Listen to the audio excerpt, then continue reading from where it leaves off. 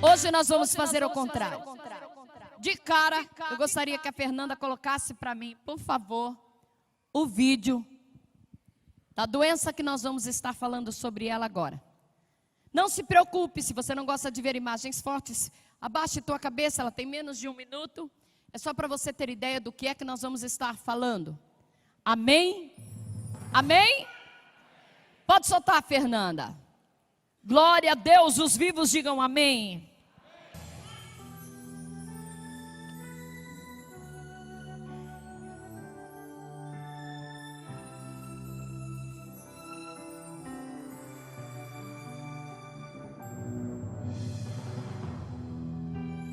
Fasciite necrosante, a bactéria que se alimenta de carne humana, suga o sangue, apodrece a carne e rói os ossos. Considerada pela medicina uma das doenças mais sádicas, porque ela escolhe uma parte do corpo, em especial a cabeça, e ela come toda a metade de um rosto. Um olho, uma orelha, a metade dos lábios, a metade da cabeça. E por algum motivo que os cientistas desconhecem, ela deixa a outra metade inteira. Isso que os médicos tiram são larvas que brotam por dentro do rosto dessa mulher. Os médicos fazem questão de mostrar o outro lado dela inteiro, como se a doença quisesse que ela visse o próprio sofrimento. Pode tirar, Fernanda. Amém? Diga graças a Deus. Diga assim para quem está do seu lado: está tudo bem contigo?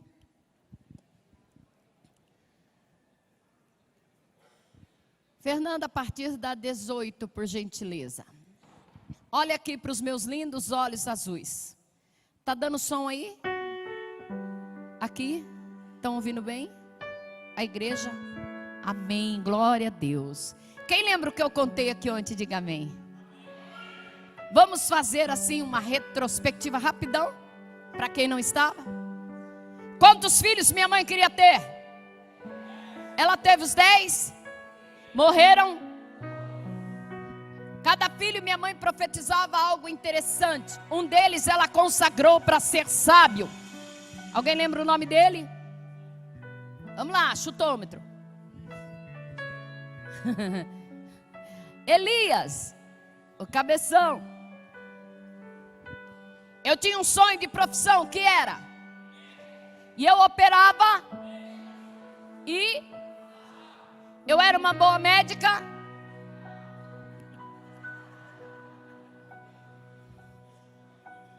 Fazer o que, né, gente? Acidentes acontecem. Muito bem, a gente era barrigudo, era saúde. Era o quê? Não briga. A cabeça era cheia de quê? Isso vocês lembram, né? Onde que eu li na Bíblia ontem? É, coisa errada a gente guarda, né? João 15, é isso aí, tema do congresso. Eu tinha um sonho de ter um brinquedo, que era? Qual era o nome dela? Que cor era ela? O que que ela não tinha? As minhas bonecas, melhor falando, não tinha. Não tinha nada então, né? Não tinha olho, braço, perna. A minha boneca, meu pai trazia do lixão a qual ele trabalhava. Por isso ela não tinha olho, braço, perna. E ela era assustadora para mim, porque ela me lembrava a noiva do Chuck no final do filme. Um dia eu cheguei no meu pai. Aliás, nós fomos fazer uma visita para uma mulher. E essa mulher tinha sobre a cama uma boneca inteira. O nome dela era Dorminhoca, por isso o meu sonho focou naquela boneca. Vermelha, toda de pelúcia, e tinha o nome de Dorminhoca. Mas voltando um pouquinho para trás, meu pai dizia que para ser pastor precisava 2 coisas. O que era? Um sapato e um pé limpo. Nós tínhamos sapato e o pé limpo também não. Nosso altar era um botijão de gás. Quando meu pai dizia, vai ter cultinho, nós saíamos no soco. Quem ficasse em pé seria o pastor. Desconfio que continua sendo assim. E a gente brigava mesmo, porque a gente queria ser pastor. Eu era café com leite, porque basicamente eu era a única menina. Então eu ficava com a tarde da benção. E vestia o sapato Luiz XV, saltão Luiz XV da minha mãe. Era o dia mais feliz da minha vida, porque era o único dia que minha mãe deixava eu vestir e arrastar o sapato dela o quanto eu quisesse. E então, quando nós fomos na casa daquela mulher, que eu vi pela primeira vez, a boneca dorminhoca, eu chamei meu pai, e ele disse que não poderia realizar o meu sonho, porque a boneca era cara demais. E eu perguntei a ele o que poderia ser feito quando algo que a gente deseja não acontece. Ele disse, faça um voto com Deus. E eu disse, o que é voto? Ele disse, voto é quando você falar e ninguém mais puder te ouvir. É quando você gritar aos quatro cantos da terra e os ventos não te responderem. É quando todos os teus sonhos forem grandes demais para que o homem possa realizar. Então faça um voto com Deus, porque quando ninguém mais te ouvir, Deus ainda estará ouvindo os sonhos do seu coração. Diga assim comigo, Deus age no meio da tempestade. Naum capítulo 1 versículo 3 diz que Deus age no meio da tempestade. E então nós fomos crescendo. Eu fiquei triste porque eu não tinha dinheiro, a gente só vendia alface. E eu imaginei que eu tinha que fazer um voto de oferta de dinheiro. Mas o meu pai disse que podia ser figurinha. Mas a minha figurinha era muito velha e meu pai disse que aquilo que não servia para mim não servia para Deus. Então eu larguei para lá. E então um dia eu acordei com uma visão muito feia. Tinha urubus em volta da minha casa comendo meu braço, perna, garganta e nariz. A visão 3 dias depois se concretizou. Nada acontece na sua vida sem que Deus te avise antes. Nada. 3 meses antes da minha mãe falecer, ela chegou em mim e disse assim, eu tive um sonho. Há 3 meses atrás, ela disse, eu vi um jardim muito grande. Tinha águas. E tinha muita gente passeando. E chegou um homem e deu a mão para mim. E disse, vamos, Dona Maria. E ela disse para ele, você é Jesus? Ele disse, não, mas eu estou te levando para lá. Quando ela contou isso, nós sabíamos que ela estava se despedindo.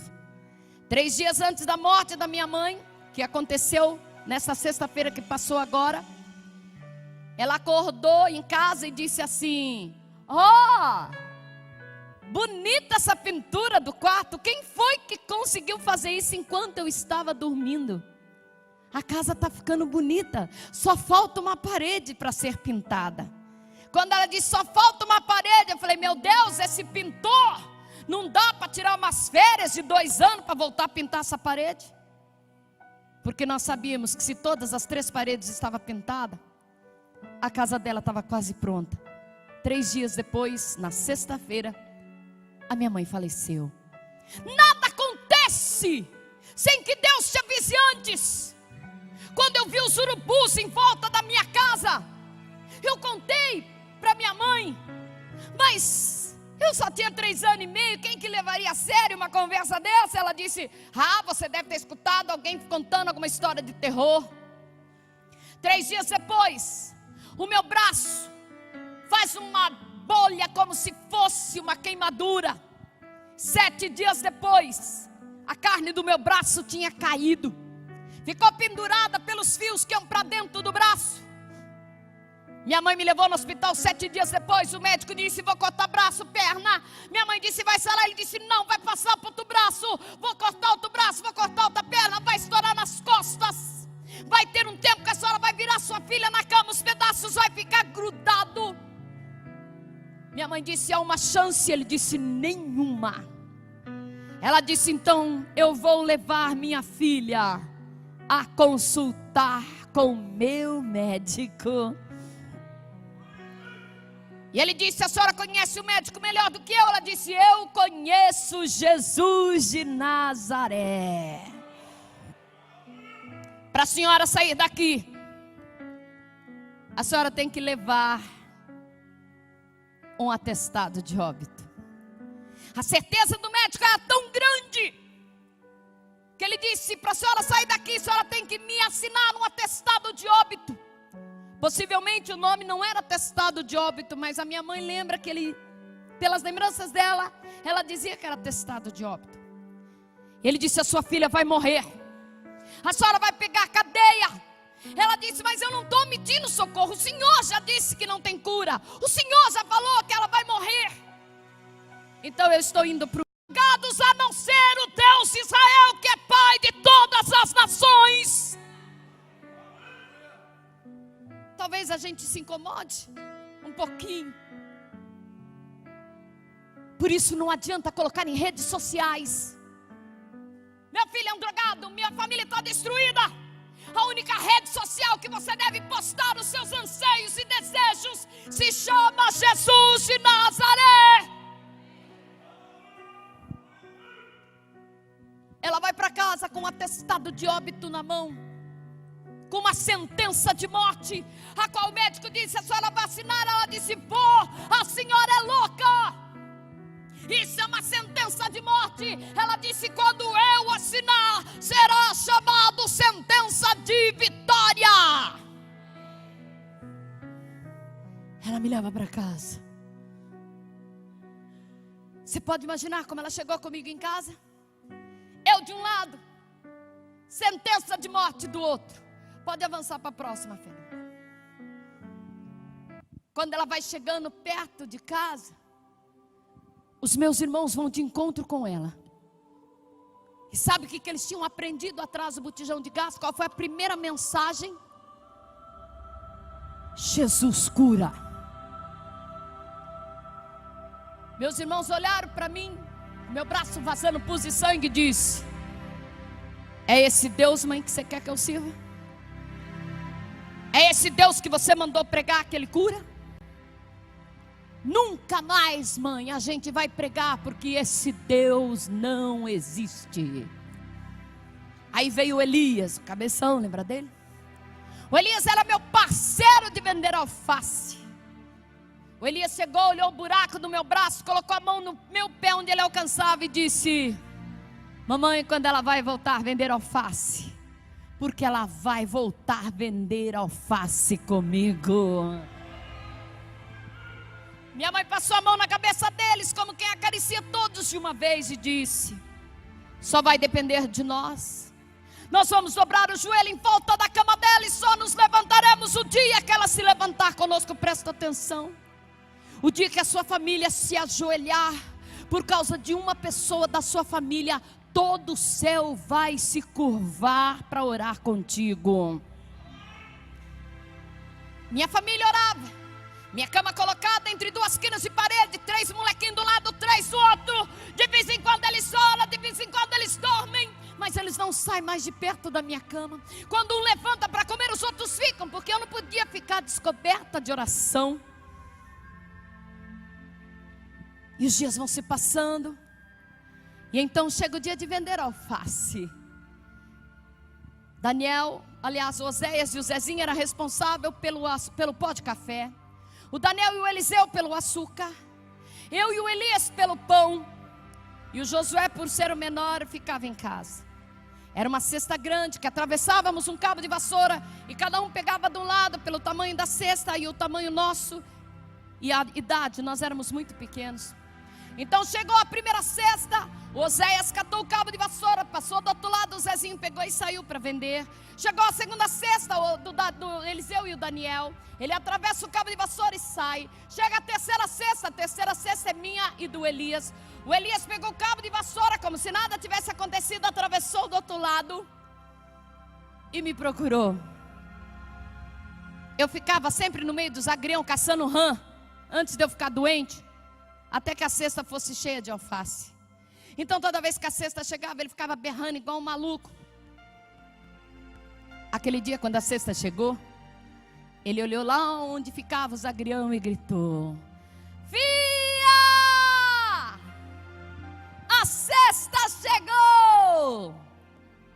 Mas eu já não podia ouvi-lo. E ele gritou uma vez, ele gritou duas, e eu já não podia ouvir. Quantas vezes você gritou pelo teu casamento? Quantas vezes você gritou pelos teus filhos, pela tua geração, pela tua família, e aparentemente ninguém mais está ouvindo? Então ele tirou o cabo de vassoura, e o meu irmão voltou de longe e disse: ei, Elias, você sabe que ela não vai vir, ela está apodrecendo em cima da cama. O Elias olhou e disse: não, isso é só um sonho feio. Daqui a pouco alguém vai acordar, e aí você vai ver que tudo isso é um sonho ruim. E aí meus irmãos voltaram, abraçaram ele, porque naquele momento, quem precisava de ajuda não era eu na cama, era o Elias que estava ali. Talvez você veio aqui hoje para orar para alguém que ficou lá na sua casa, para alguém que está no presídio, no hospital. Mas você já parou para pensar que a pessoa que está do seu lado está precisando mais da tua ajuda, da tua oração? Então o Elias pega os alfaces e começa a atirar, como quem quer desvaziar a cesta, e vai pegando, mas o peso parece que fica pior ainda. Então ele começa a jogar os alfaces no chão, levanta a mão para o céu. E como ele tinha dificuldade de falar, ele disse: Cessuci!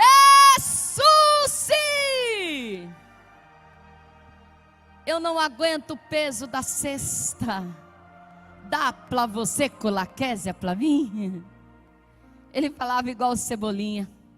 E então ele sai arrastando a caixa, a cesta de alface pelo caminho. No meio do caminho ele acha uma caixa de sapato vazia jogada no lixo. Quando ele vê a caixa de sapato, ele entende a mensagem e diz: se eu achei a caixa de sapato, é porque o sapato está vindo logo atrás. E se eu tiver sapato, eu vou ser pastor. E se eu for pastor, eu vou colocar as mãos sobre os enfermos e eles serão curados. Fé daquilo que não se vê, mas daquilo que se espera. Ele troca a cesta de alface pela caixa vazia de sapato e leva para casa e chega gritando: filho, eu achei uma caixa de sapato. Veja bem que ele não achou sapato, ele achou a caixa de sapato. Hoje Deus vai colocar diante de você o maior milagre da tua vida, e para isso você tem que estar com os olhos atentos espiritualmente falando, para que você não enxergue apenas a caixa, mas enxergue o sapato dentro. E ele vai para casa e chega gritando: você pastor, porque meu pai dizia que pastor coloca as mãos sobre os enfermos e eles serão curados. E eu vou ser pastor, eu vou ter sapato. E ele olha e vê o meu pai fazendo uma redoma de ferro no fundo do quintal. Um pano preto é costurado pela minha mãe. E ele chega sem entender o que está acontecendo.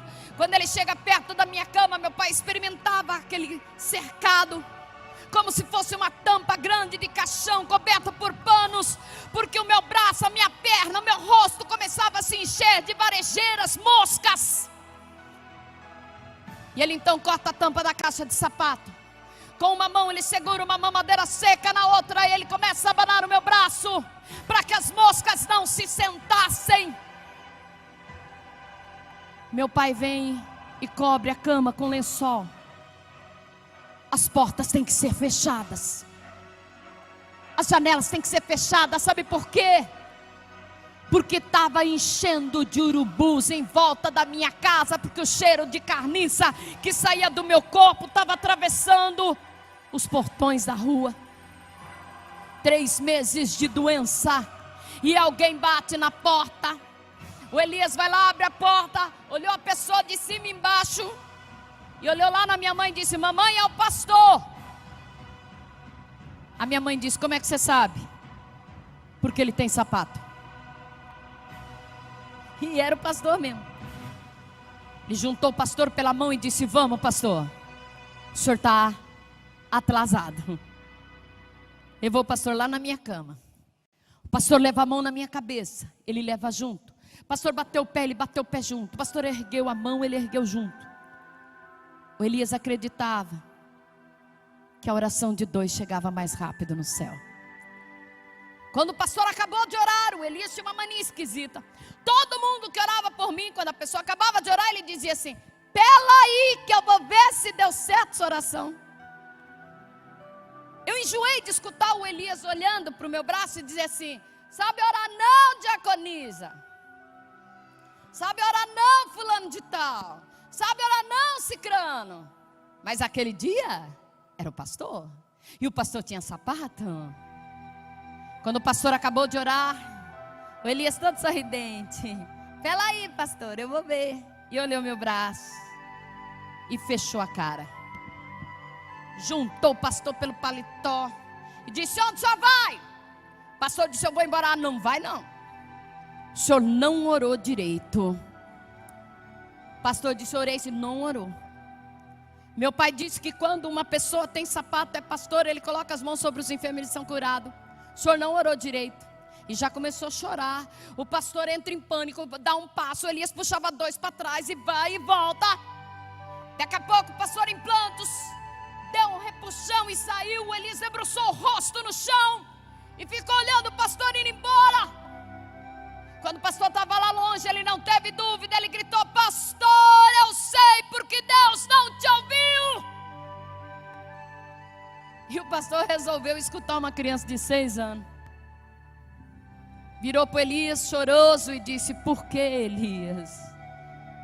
Pastor, o meu pai disse que Deus não ouve oração de gente de barriga cheia. O senhor deve ter comido muita salsicha no almoço. O pastor ficou tão bravo que nem para trás ele olhou, só pisando duro de raiva. Como você pode ver, Deus preparou a minha família para entrar no deserto. Quando você for entrar no deserto, Deus vai te preparar, porque Deus não coloca perdedores no deserto. Deus só permite que os vencedores passem por lá para sair de lá escolado, sábio, com poder de sabedoria do poder de Deus. E aí o Elias volta e pega no meu braço ficava nessa posição. Quando ele levanta meu braço, a metade do braço de cima já tinha caído, mas a parte aqui estava toda preta, não tinha caído. E o médico disse que se caísse tinha que amputar, porque ficaria o osso apenas segurando o braço. Quando Elias levanta meu braço, a metade do braço está preta. Ele devolve meu braço devagarinho. E ele anda de um lado e do outro e diz: por que que ela não sara? O pastor já orou, a diaconisa já orou, por que que ela não sara? E aí vem minha mãe com a mamadeira dele. Quando ele olhou a mamadeira, ele disse: é isso. Deus não me ouve porque eu também mamo demais. Aí ele virou para minha mãe e disse: guarda meu mamar, porque hoje eu estou de jejum. Ensine os seus filhos no caminho que eles devem andar, e mais tarde não se desviarão deles. Ah, pastor, eu não levo meu filho para a igreja com 6 anos porque dá trabalho, porque faz bagunça. Seu filho é bagunceiro, seu filho dá trabalho, pois ele tem todas as características para ser um pastor no futuro, porque todo pastor que eu conheço foi bagunceiro na igreja. Todo, não conheço um que era santinho. E o Elias então, a minha mãe pega a mamadeira da mão dele e coloca de forma que ele pudesse se pegar. O Elias começa a orar. De vez em quando ele olhava para a mamadeira, orava, de vez em quando ele olhava para a mamadeira. Daqui a pouco ele foi chegando perto da mamadeira. E por volta de 4, 5 horas de jejum, ele cheirou a mamadeira, pegou a mamadeira. Quando ele foi levar na boca, ele olhou para mim na cama e disse: não é hora de desistir. E guardou a mamadeira. Mas a fome era tão violenta, era tão pesada, que ele pega o bico da mamadeira, enfia dentro do nariz, para poder sentir o cheiro do leite. Você quer vitória? Está achando que vai ser de boa? Esquece. Quanto maior o gigante, maior será a sua vitória. Como é que eu acerto, pastor, o gigante? Pega uma pedra daqui do altar onde eu estou e tenta acertar aquela lâmpada. Você vai ver como é difícil. Mas se você tentar acertar aquela parede inteira, certamente você vai acertar. Assim, meu querido, é o tamanho do problema. Quanto maior ele for, mais certo será a tua vitória. E aí o Elias pega e fica, passa a noite toda em jejum. Dia seguinte, meio-dia, ele dobra o joelho do lado da minha cama, levanta os braços e diz: Deus, ela não tem braço para soltar pipa, nem perna para brincar de calim de lolemã, mas a minha mãe disse que você é glandão. E ele levanta como quem diz: não mamei, não comi. Claro que Deus ouviu minha oração. E ele pega meu braço. Quando ele levanta meu braço, a metade cai, os ossos ficam de fora e ele entra em pânico. Junta minha mãe pela saia e diz: mamãe, acorda, Deus. Minha mãe passa a mão na cabeça dele e diz: Deus não está dormindo, Deus só está em silêncio. E quando Deus está em silêncio, Ele está fazendo o quê? Ele está trabalhando. Pergunta para Deus, disse ele. Pergunta para Deus por que ela não sara. Minha mãe dobrou o joelho e disse: Deus, por que a Kézia não sara? Por onde entrou a maldição que eu não vi? No meio da oração da minha mãe, uma vizinha bate na porta, ela abre a porta, a vizinha olhou para ela e disse: lembra das roupas lá da sua filha, o dia que ela nasceu? Aquelas roupas foram consagradas 9 meses em um ritual de magia negra. Sua filha foi pedida no inferno, ossos por ossos, pele por pele, não vai sobrar nada dela para contar história. Se a senhora quiser enterrar sua filha, vai ter que ser no fundo do seu quintal, aos pedaços, porque a senhora não terá o prazer de enterrar sua filha inteira.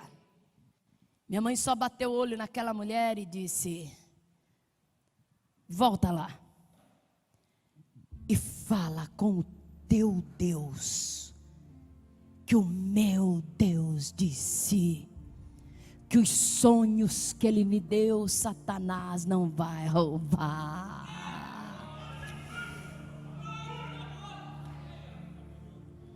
Ela veio e chamou meus irmãos e disse: eu já sei onde está a maldição, nas roupas consagradas. Mas como recuperar essas roupas? Eu já tinha 3 anos e meio, aquela roupa já tinha andado. Como quebrar uma maldição de alguma coisa que já foi? Como que você pede perdão para uma mãe que faleceu? Como você pede perdão para um pai que faleceu? Como ter a bênção dos pais quando eles já foram embora? E aí entra Deus com a sua misericórdia. Minha mãe reuniu todos os meus irmãos e disse: vamos orar. Mãe, como é que se quebra a maldição? Ela disse: eu não sei, mas Deus vai falar. E então uma noite o meu pai chega, 10 horas da noite. Já não havia choro, já não havia lágrimas, ninguém mais orava. Meu pai chegou na porta e teve certeza, morreu. Quando ele toca a mão na maçaneta da porta, diz o meu pai que ele deu um suspiro fundo. Quando ele abriu a porta, ele olhou minha cama no canto, coberta com aquele pano preto. Ninguém mais estava orando. A certeza, morreu. E ele foi em direção à minha cama, e segundo meu pai, foram os 10 passos mais longos da vida dele, entre a porta e minha cama. Quando ele chega perto à minha cama, ele puxa o pano. Quando ele abre o pano com a certeza de que teria uma visão feia, eu assustei com ele e ele comigo. E ele olhou para mim, e eu estava viva. Ele olhou para minha mãe como quem pergunta: ela está viva, vocês pararam de orar por quê? Minha mãe chamou ele de lado e disse: vem aqui. Longe de mim ela traz um saquinho. Dentro dele um caroço do tamanho de uma batata média, toda perfurada, cheia de larvas. E ele disse: o que é isso? A garganta dela. Eu vomitei a garganta. Parei de falar, comer, beber, sentir cheiro. O nariz revira para fora. A cada momento, um pedaço de alguma coisa saía, escorria, ou eu vomitava. Agora eu tinha 3 dias de vida. A bactéria estava subindo para o cérebro. Os olhos estatelados, o rosto muito magro, os cabelos já não existiam. Eu virei um monstro em cima da cama, seca. Todas as pessoas que olhavam para mim saíam de casa chorando. As pessoas evitavam de passar na rua da minha casa, porque o cheiro da carniça era terrível. Então, aquela noite, o meu pai sentou do meu lado e me abraçou como quem vai dar o último abraço. E quando ele vai me abraçar, ele acha debaixo do meu travesseiro um álbum de figurinha. Se você tem mais ou menos a idade que eu tenho, você vai se lembrar. Tinha um albinho de figurinha que quando você enchia toda ela de figurinha, você ganhava um prêmio. Mas para ganhar um prêmio tinha que sair uma figurinha carimbada. Aí qual ganhar na Mega Sena se fosse hoje? Quando meu pai esfolhou meu álbum, faltava uma figurinha para me ganhar a boneca Dorminhoca. E ele entra em pânico. Só faltava uma figurinha. Era a artista Renata Sorrá, tinha um carimbo em cima. Ela era ainda menina. Meu pai entra em pânico, me abraça, sabendo que só faltava uma figurinha e eu tinha 3 dias de vida. Então ele sentou e falou assim: filha, você confia no seu pai? E eu balancei a cabeça que sim. Ele disse: você sabia que seu pai nunca mentiu para você? E eu balancei a cabeça que sim, já não falava mais. Ele disse: você ainda quer ser médica? Eu balancei a cabeça que sim. Ele disse: então hoje eu vou pescar. E se você tiver muita fé, eu vou pescar um peixe com a figurinha carimbada dentro do ventre dela. E se você tiver fé, para que seu pai pesque um peixe com a figurinha dentro do ventre dela, então você tem fé para ser curada. E ele perguntou: confia no seu pai? Diz o meu pai que eu olhei longamente para ele, como quem diz: pai, você nunca mentiu para mim, mas agora você está mentindo. Mas quando Deus quer uma prova do seu amor, Ele não pergunta nada que você tem certeza. Ele vai direto na onde está a sua dúvida. Confia ou não confia? Aí eu olhei para ele e balancei a cabeça. Sem muita certeza, mas era meu pai, nunca tinha mentido. Balancei a cabeça que sim. Ele arrumou as tralhas de pesca, arrumou a vara de pesca, a rede, arrumou tudo que ele precisava. E na minha frente ele saiu e desceu para o rio. E eu fiquei olhando e pensando: caramba, vai ter fé assim, não sei na onde, como que meu pai vai pescar? Mas ele disse que se eu confiasse, ele traria. E ele sumiu no meio da névoa. Quando ele sai da minha visão, ele vai num orelhão e liga para a fábrica de figurinhas e contou a minha história. O dono da fábrica, comovido com a história, disse: não, seu Cassimiro, vem buscar a figurinha. Meu pai foi buscar a figurinha. Você acha que o meu pai catou essa figurinha e bonzinho, como todo pai, disse aqui: tá aqui, filha? Não. Ele passou na peixaria e comprou 7 peixes. Um deles ele abriu pelas costas, plastificou a figurinha, colocou dentro do ventre do peixe, costurou de volta e trouxe para mim. Os 7 peixes dentro de uma bandeja. E disse: agora é hora. Se você tiver fé, a figurinha estará dentro de um desses peixes. Ele sabia que a figurinha estava lá? Sim ou não? Sim ou não? Sabe quem mais sabe aonde teu milagre está? O papai lá do céu. Ele também já sabe aonde o seu milagre está. Mas sabe qual é a pergunta que Ele está fazendo agora? Você confia no seu pai? Você sabia que seu pai nunca mentiu para você? Essa é a pergunta que Deus está fazendo agora. Meu pai traz os 7 peixes. Eu abro o primeiro, só com a mão esquerda, porque a direita não tinha jeito mais. Abri o primeiro, abri o segundo, abri o terceiro. Já estava cansando, porque assim que a gente quer milagre para ontem. A gente não tem paciência de esperar. A gente já quer já hoje, já ontem. E eu abri 1, abri 2, abri 3, abri 4, 5, 6. E o meu pai lá longe, porque ele sabia que eu desconfiava dele. Então eu abri o 7º peixe. Pela barriga, claro. Quando eu abri, eu já vi que tinha um pacote estranho no meio das tripas do peixe. Quando eu olhei, limpei. Renata Sorrá carimbada. O que você acha que eu pensei? Eu tenho fé pra caramba. Tá pensando que agora é só orar que eu vou ser curada.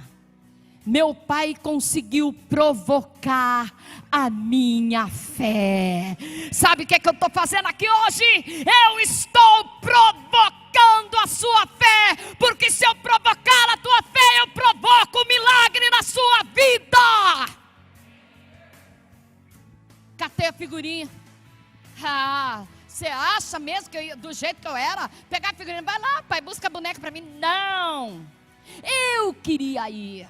Meu pai disse que era só eu acreditar que Deus me curava. Então eu ia buscar. Catei a figurinha, ia colocar no álbum. Falei, não, meus irmãos vão pegar e vai trocar por bola, porque eu ainda estou doente. Catei a figurinha, coloquei dentro de um saco de figurinha, com mais de 100 figurinhas dentro. Sacudi para ela sumir no meio. Porque a minha ideia era o seguinte, eu vou levantar e eu vou buscar. O que eu não sabia é que eu só tinha 3 dias de vida. Agora não, agora eu tinha 2 dias de vida, segundo a medicina. Pastora, 6 meses de doença e não aconteceu nada. O que é que poderia acontecer em 3 dias? Eu conheço alguém que revolucionou o mundo em 3 dias. Imagina o que é que ele pode fazer com a tua vida hoje. Em 3 horas, em 3 minutos, em 3 segundos. Então, meu pai reuniu a minha família. Era o último cultinho da minha vida. Todo mundo sabia, menos eu. Ele colocou o botijão de gás, pôs o sapato 42 dele e disse, qual de vocês vai ser o primeiro a pregar hoje? Proibiu meus irmãos de chorarem, proibiu minha mãe de chorar. Era o último cultinho. Oséias, vem você. Ele disse, não pai, nunca mais eu quero ser pastor. Zezinho, piorou eu. Eliseu, Daniel, Josué só tirou a mamadeira da boca e disse, eu estou mamando. O Daniel disse, eu estou dormindo. Sabe por quê? Porque quando cansamos de uma guerra, nós começamos a dar desculpas para não pregar. A pessoa ficou doente, não vou mais porque Jesus não curou. Eu podia não estar aqui hoje e dizer para vocês, olha, eu não vim pregar porque minha mãe faleceu sexta-feira. Eu tinha um monte de desculpas para não estar aqui. Mas a minha mãe me ensinou que o dia que ela fosse tropeço para o meu ministério, ela não serviria para ser a minha mãe. Então eu estou aqui para te dizer que nada nos separa do amor de Cristo. Então meu pai disse, tudo bem, só por esta noite prego eu. Eu quero que você imagine a oração que ele fez. Ele catou a Bíblia, levantou os olhos para o céu e disse, Deus, o Senhor deu, o Senhor leva, bendito seja o teu nome. Mas eu tenho uma opção. O senhor quer levar ela? Ela é sua, o senhor deu, é sua, sem problema. Mas antes do senhor levar, o senhor cura ela. E não é mais por causa dela, agora é por causa dos meus outros filhos. Porque eu não vou perder só ela. Nenhum dos meus filhos vai ser cristão. Nenhum deles vai acreditar que o Senhor existe. Então o Senhor cura ela, depois o Senhor leva. E disse Deus, fala com a minha família. Tem 6 meses a minha filha apodrecendo na cama. 70% da perna, 70% do braço. Deus, fala com a minha família. E ele pega a Bíblia. A Bíblia fechada é um livro como outro qualquer.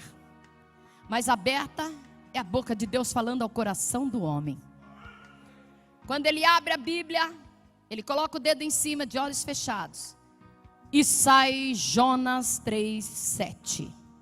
E o rei fez uma proclamação e a divulgou em Nínive, por decreto do rei e seus grandes, dizendo: nem homens nem animais comam coisa alguma, nem se levam pasto, nem bebam água, mas os homens e os animais estarão cobertos de pano de saco, e clamarão fortemente a Deus, e se converterão cada um dos seus maus caminhos, e da violência que é em suas mãos, quem sabe se voltará a Deus e se arrependerá, e se apartará do furor de sua ira, de sorte que não pereçamos. Meu pai conta a história de Nínive, como foi Jonas ser jogado pelo baleia e contou aquela história toda que você já sabe. Quando ele termina de contar a história, ele olhou para meus irmãos de cabeça baixa. Meu pai abriu os braços como quem enxerga Deus e diz: é Deus! O Senhor só pode curar dor de cabeça, não é? Essa doença não é para o Senhor curar. E ele virou as costas como quem diz: eu desisto. Quando ele toca a mão na maçaneta da porta do quarto, o meu irmão Elias dá um pulo lá do canto e diz: pai, para aí, porque hoje Deus falou comigo. Meu pai só virou e disse: falou o quê? Que mensagem maluca que Deus pode ter falado através dessa passagem? O Elias falou: pai, se em Nínive deu certo, aqui vai ter que dar. Meu pai disse: o que você quer dizer com isso? Pai, meu outro irmão falou assim: eu também, Deus falou comigo, mas aqui em casa não tem boi para colocar de jejum. O Daniel levantou e disse: não tem boi, mas tem galinha. Você tem noção do que eles fizeram? Tiraram a comida dos cachorros. A gata deu cria, tiraram os gatinhos da gata. Do passarinho, porque criança pobre, cada um tem um bichinho. Tiraram a comida do cachorro, passarinho, periquito, papagaio. A mamadeira do Josué foi tirada. Toda a comida da mesa foi retirada. E o Elias disse: até Deus se levantar, toda a nossa casa e os animais estarão de jejum. 1 hora de jejum, 2 horas, 4, 5, e o Elias vai olhar o meu braço. Quando ele bateu o olho no meu braço, ele arregalou e disse: mamãe, Deus acordou! A doença falou, o bicho sumiu.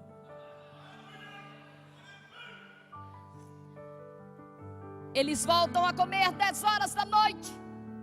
Quando eles voltam a comer, uma curiosidade esquisita bate no Elias. Ele com um pedaço de pão vai olhar. Quando ele bate o olho, ele joga o pão longe e diz: larguem de comer, porque enquanto nós comem, a doença tem força de agir. Enquanto nós jejuamos, a doença para, mas se comermos, a doença volta. Isso é caça de demônio, só sai com jejum e oração. Eles voltavam a jejuar, a doença parava. Se eles comiam, a doença voltava. E eles começam a ficar preocupados. Um dia de jejum, 2, 3, só engolia a comida e já voltava. E eles começam a se perguntar: o que é que falta para ela ser curada? Mãe, é alguma coisa com você? Pai, o que é que falta? Qual é o segredo? Minha mãe disse: eu não sei, mas uma vez que Deus se levanta do trono, Ele só senta quando o milagre está completo, porque Deus não faz nada pela metade. E eles se questionam. Então chega o Natal, 24 de dezembro de 67. Meu pai vira a esquina de casa com muitos presentes na mão. Coloca do meu lado. E quando se abre a primeira caixa, surpresa, era um par de sapatos.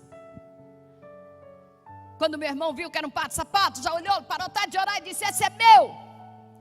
Minha mãe olhou 37 e disse: não é seu não, você calça 33 e esse é 37. Meu pai lá da cozinha coçou o bigode e disse: é dele sim, Maria, eu comprei grande que é para durar mais tempo. Pé de pobre cresce muito. O Elias vestiu o sapato e ele estava em pé como um perdedor. Quando ele desceu e vestiu o sapato, a palavra do meu pai se tornou profética. Quando ele levantou, ele já levantou diferente e disse: já posso ser pastor, eu tenho um par de sapato. O Oséias vestiu dele, o Daniel, o Elias, o Eliseu. E sobrou então apenas uma caixinha, eu e o Josué. Um de nós dois não tinha ganhado sapato naquele ano. A minha certeza é que dentro daquela caixinha tinha um sapatinho branco de lacinhos cor-de-rosa e uma meia com 2 bolinhas caídas do lado. Quando eu abri aquela caixa, tinha uma botininha da Vulcabras. O sapato era do Josué. Eu não ganhei sapato. Sabe por quê?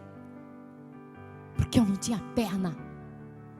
Quem daria um par de sapatos para alguém que não tem perna? Quando eu vi que eu não ganhei sapato, por mais criança que eu fosse, eu pensei: por quê? Olhei em direção do meu pai e perguntei só em pensamento: o que houve, pai? Você não me deu um sapato por quê? Deixou no mesmo lugar que você deixou a boneca, pai. E então eu olhei para minha perna e vi que ela não existia. 70% dela estava comida. Eu tinha parte da coxa, a parte do pé, o resto não existia. Era só um osso escorrendo pus e sangue. E então eu lembrei: é isso. Meu pai não me deu um sapato porque eu não tenho perna.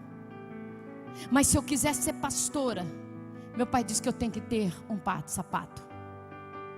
Então eu virei o meu rosto para o canto e lembrei que o meu pai disse: quando você quiser alguma coisa que ninguém possa te dar, quando você falar e ninguém mais puder te ouvir, faça um voto com Deus, porque quando ninguém mais te ouvir, Deus ainda pode ouvir os sonhos do seu coração. Eu virei o meu rosto para o canto e disse: Papai do céu, hoje eu faço um voto contigo. Sabe a boneca? O Senhor nunca mais precisa me dar. No lugar da boneca, devolve a minha perna, devolve o meu braço, a minha voz e o meu nariz. E aonde as minhas pernas puderem me levar, os olhos que me olharem, os ouvidos que me ouvirem, saberão que eu tenho um Deus de Israel na minha vida. Dá um pouquinho de volume nesse fundo para mim. Mas o meu pai disse que todo voto tinha que ser acompanhado de uma oferta. E eu lembrei que eu tinha 100 figurinhas novas. E eu disse: Deus, eu vou colocar a mão no meu saquinho de figurinha. E a figurinha que eu pegar será a minha oferta do sacrifício. No meio de 100 figurinhas, eu tirei a Renata Sorrá carimbada. Ela era o sacrifício. Eu chorei muito, porque eu sabia que ela valia uma boneca. E eu sabia que os meus pais não tinham condição na época de me dar uma. Mas voto se faz, voto se paga. Eu catei a figurinha e coloquei dentro do envelopinho de oferta do meu pai e disse: está aqui, Deus. E só senti que alguém me abraçou e disse: Kézia, quando os teus sonhos não se realizarem, é porque os meus sonhos são maiores para a tua vida. Eu te darei todas as bonecas que você quer, mas do meu jeito. Quando eu ouvi essas palavras, eu senti que alguém passou a mão pela minha barriga. E só depois de 15 anos eu entendi essa promessa. Aquele dia Deus curou o meu útero e me deu 5 filhos. Tudo com 2 olhos, 2 braços e 2 pernas. Aquele dia eu levantei. Quando eu escutei isso, que eu dei a oferta, alguém bateu na porta. Quando abre a porta era quem? O pastor. 10 horas da noite. Isso é hora de chegar na casa, pastor? Nunca discuta um horário, porque Deus cura a hora que Ele quer. 10 horas da noite. Pastor chegou, minha mãe olhou para ele e já fez assim: pastor, isso não é hora de vir visitar. Ele disse: mas hoje eu não vim sozinho. Hoje um exército de Deus chegou na minha frente. Há 3 dias atrás um voto subiu e moveu o coração de Deus. Ele entrou dentro da minha casa e disse: irmã Maria, abaixo do teto da sua casa tem uma legião de demônios. Quando vocês oram, a sua oração sobe, mas não passa. Mas alguém fez um voto aqui tão grande que o céu se arrebentou e o voto passou entre os meios dos demônios e a maldição foi quebrada. Abaixe tua cabeça, eu quero orar por você. Eu quero que todo grupo de intercessores, por gentileza, me acompanhe nessa oração. Se tiver alguém aqui essa noite que tem uma doença que não tem cura, eu quero que você, do lugar onde você está, fique em pé. Mas antes de nós orarmos, eu quero que você, durante 30 segundos, mostre para Deus o tamanho do teu sonho. Fala com Deus agora. Diga para Deus o tamanho do teu sonho. Talvez para mim ele seja muito grande, mas para Deus cabe na palma da mão dele. Dá volume para mim, por favor. Senhor, no fundo, Senhor, aqui estão os sonhadores. Eu não sei o tamanho do sonho de nenhum deles. Talvez seja a família, talvez seja os filhos, talvez seja o casamento, talvez seja a vida financeira. Mas assim como o Senhor abriu o mar vermelho, assim como o Senhor derrubou as muralhas de Jericó, assim como o Senhor me levantou da cama aquele dia, assim será a promessa que o Senhor tem. Senhor, quantas muralhas vai precisar ser derrubada hoje? Quantos mares vermelhos vai precisar se abrir? Quantos órgãos vão precisar ser restituídos hoje? Quantos câncer vai ter que ser arrancado? Quantas pessoas vai ter que ter o sangue restituído? Quantas famílias hoje, Pai, precisam do teu milagre? Pai, as tuas mãos não estão encolhidas, que não possa tocar os seus filhos, nem surdos, que não possa ouvir o clamor dos teus filhos. Pai, aqui tem uma geração, ó Deus, de vencedores, Pai, porque eu não prego para perdedores. Pai, que a tua mão não esteja encolhida. Ouve o clamor dos teus filhos. Pai, eu sei que o Senhor pode ouvir o sussurro que chega aos teus ouvidos como brado. Pessoas, ó Deus, que neste momento sequer conseguem orar, está com o coração angustiado, o coração está triste. Pessoas que sofrem de depressão, pessoas que têm sonhos noturnos horríveis, famílias inteiras, ó Pai, que a esposa deita ao lado do seu marido e chora o desespero de uma vida conturbada.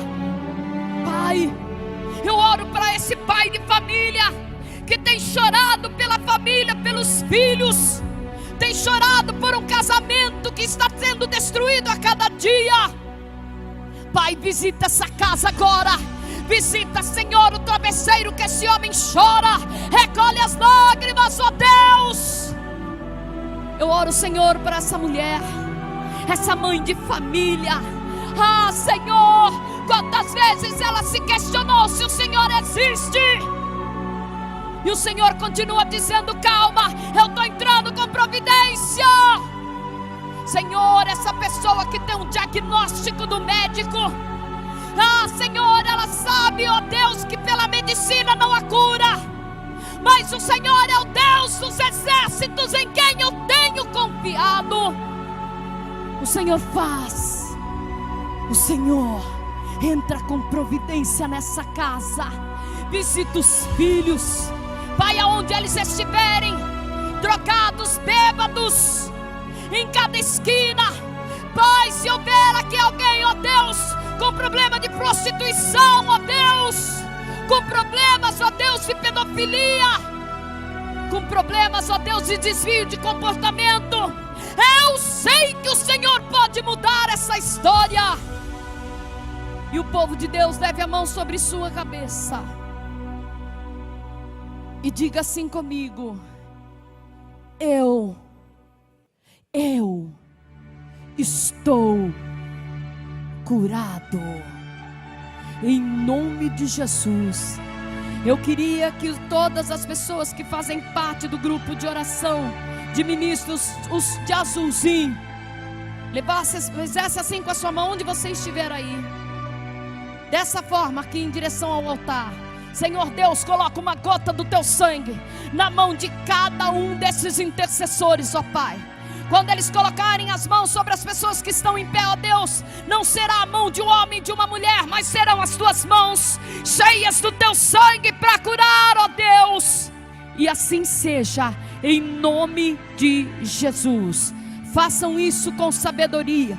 Levem as mãos sobre a pessoa que está em pé e diga a ela: você está curado em nome de Jesus. Façam isso, por favor. Conforme elas forem tocando você vá se sentando para que nós possamos dar a finalização desse trabalho dessa noite em nome de Jesus.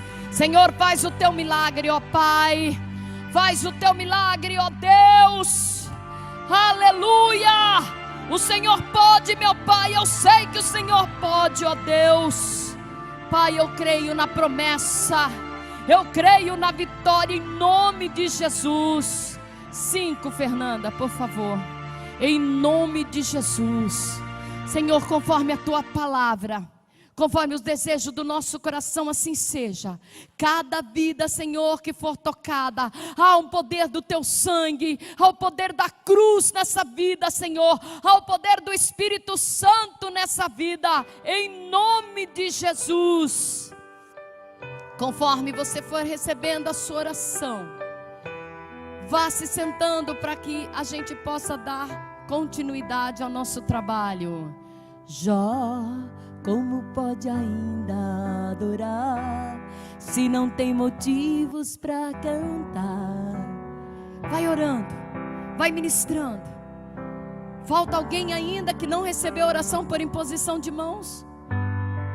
Se tiver, continue em pé que alguém vai orar por você. É o nome do Senhor Jesus. Glória a Deus. Jó, você não tem motivos. Perdeu seus bens, seus filhos, seus amigos. O que você vai fazer? Eu vou adorar.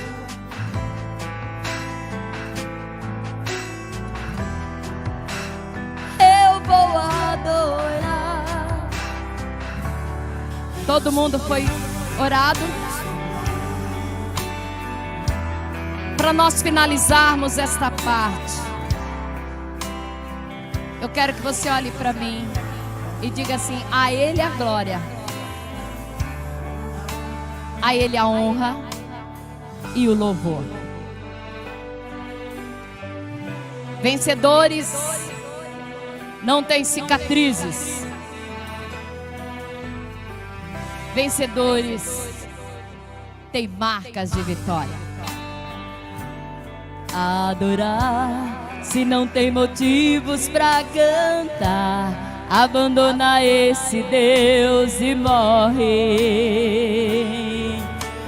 Mas não adoro pelo que Ele faz. Daqui atravessou pro outro lado. 70% do meu braço comido, toda a minha garganta envolvida. Jó, você não tem motivos para cantar, Jó. Agora eu quero que você veja a minha perna. Aqui está a marca. Eu vou adorar. Eu sempre brinco que eu sou a única mulher que mostra a perna no altar. Mas isso se chama marca de vitória. Bendito seja